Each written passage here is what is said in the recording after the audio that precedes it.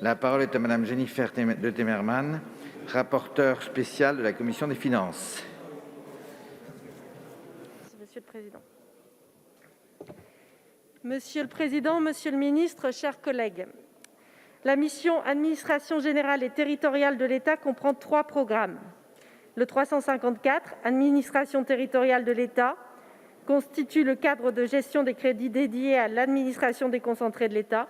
Le 232, Vie politique, cultuelle et associative, qui concentre les crédits qui participent à garantir la vie politique, cultuelle et associative des citoyens.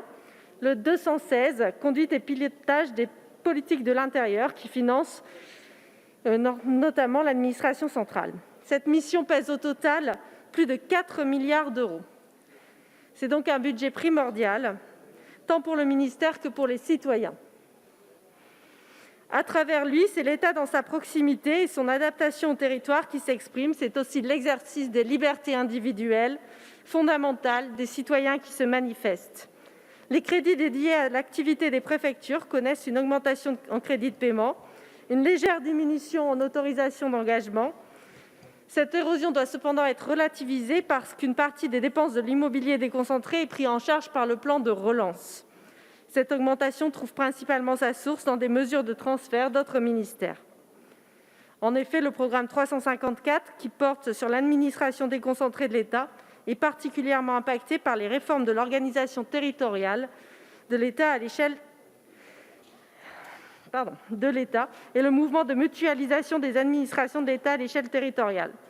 D'une part, celles-ci aboutiront en 2021 à la création des secrétariats généraux communs et à la mutualisation des fonctions support des directions départementales, interministérielles et des préfectures. D'autre part, l'année 2021 verra la mise en route des directions départementales de l'emploi, du travail et des solidarités.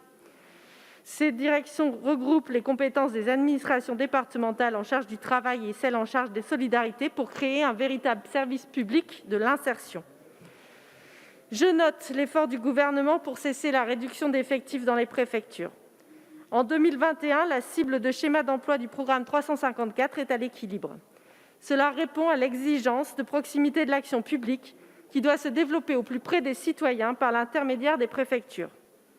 En revanche, je veux exprimer mon inquiétude, chers collègues, sur la situation des centres d'expertise et de ressources des titres et des services étrangers des préfectures. Les CERT sont des administrations disséminées sur l'ensemble du territoire. Elles instruisent les demandes de titres aussi fondamentaux que la carte nationale d'identité, le passeport ou la carte grise. Or, comme l'a souligné la Cour des comptes, leur fonctionnement repose dans une mesure excessive sur des contractuels. Le même constat existe pour les services étrangers des préfectures. Le recours aux contractuels pallie une sous-dotation excessive de ces services. J'appelle aussi à la mise en œuvre d'une vraie politique d'attractivité à leur profit. L'accroissement des crédits proposés pour la mission se justifie également par la richesse de la vie électorale en 2021. Le financement du programme 232 double du fait de la tenue de plus en plus incertaine des élections régionales et départementales. Effectivement, cette tenue est remise en cause en raison de la crise sanitaire.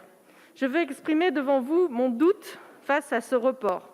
La crise sanitaire ne doit pas altérer l'exercice du droit de vote des citoyens. C'est un droit fondamental pour la démocratie. Nous avons des exemples étrangers. Au printemps, les élections législatives ont eu lieu en Corée du Sud ou les élections municipales en Bavière.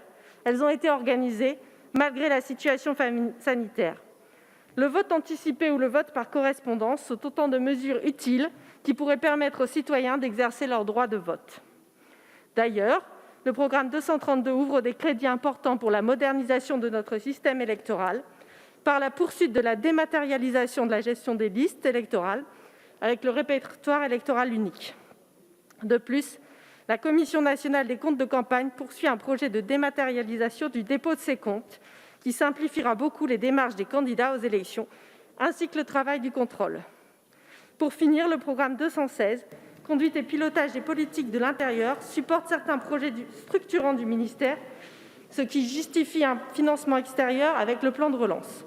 Il s'agit avant tout de projets numériques, et notamment la mise en route de la carte nationale d'identité numérique, pour laquelle l'Agence nationale des titres sécurisés a demandé et obtenu Pour 2021, une ressource supplémentaire de 42,8 millions d'euros sur le plan de relance.